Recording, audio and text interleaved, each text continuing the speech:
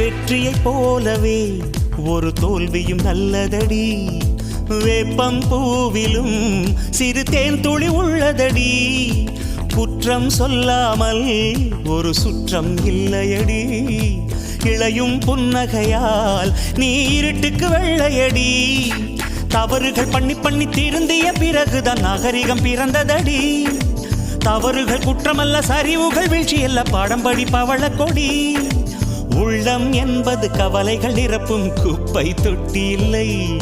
உள்ளம் என்பது பூந்தொட்டியானால் நாளை துன்பமில்லை. புயல் மையம் கொண்டால் மழை மண்ணில் உண்டு. எந்த தீமைக்குள்ளும் சிறு நன்மை உண்டு.